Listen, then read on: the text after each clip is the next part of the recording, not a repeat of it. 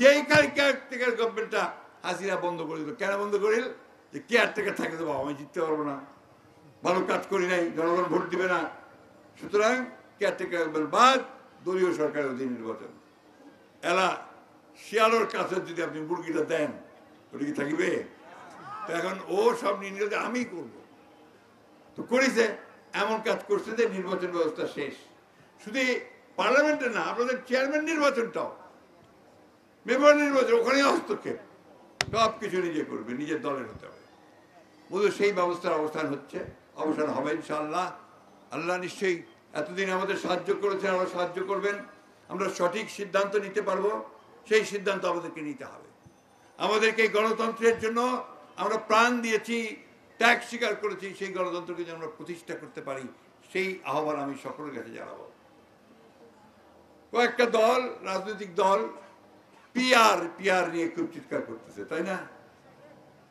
বুঝেন পিআরটা কি? না না, আমি তোমাদের কাছে শুনতে চাই না, ওই দিকে তোমাদের কাছে শুনতে চাই না, আমি ওনাদের কাছে শুনতে চাই। আপনার পিআর বুঝেন? মা বোনেরা, আমরা ভোট একটাই বুঝি, কি যে আমার ভোট আমি দিব, যাকে খুশি তাকে দেব, এবং সেটা এক ব্যক্তি এক ভোট, তাই না? আর পিআরটা হচ্ছে, আমি একটু আপনাদের বলি, ওটা হচ্ছে কোনো ব্যক্তিকে ভোট দিব না, দলকে ভোট দিব। সর্বনাশ, কাকে ভোট দিচ্ছি আমি জানবো না, দলটাকে ভোট দিলে তো সেটা কি হবে সেটাও বলতে পারবো না ঠিক মতো। তো সেই ব্যবস্থায় আমি যাবো কেন? যদি সেটা সবাই একমত হয়, তাহলে মানুষ চিন্তা করে দেখবে। ওই জন্য আমরা বলছি যে আগামী নির্বাচনটা হোক, পার্লামেন্টে ডিসাইড হবে, জনগণ ভোট দিয়ে ঠিক করবে যে কারা যাবে, পিআর হবে কি হবে না, ঠিক কিনা বলেন? বা দেশটার মালিক তো জনগণ, সেই জনগণ ডিসিশন দেবে যে তারা পিআর করবে কি করবে না। তাই জন্য আমরা এই পিআরের বলেছি যে এটা সঠিক নয়। আসুন আমরা সবাই মিলে ইলেকশনটা করি, যারাই জিতি আমরা সবাইকে নিয়ে একসাথে তখন আমরা এই আলোচনাগুলো করবো, তর্ক বিতর্ক করবো।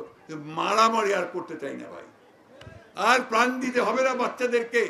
এই অবস্থা আর তৈরি করেন না। প্রতিদিন বলে হরতাল আছে, ঢাকা শহরে যায় না, রাস্তা বন্ধ, এই রাস্তা বন্ধ, এই রাস্তা বন্ধ, বলে আন্দোলন। এখন এই দুর্বল সরকারটা, অন্তর্বর্তীকালীন সরকার, ওর পিছনে কোনো লোকে নাই, তাকে এত ব্যতিব্যস্ত করে ফেলার কোনো মানে আছে বলে? তারা করতেছে এটা একটাই উদ্দেশ্য, নির্বাচনটা যেন না হয় তার ব্যবস্থা করা।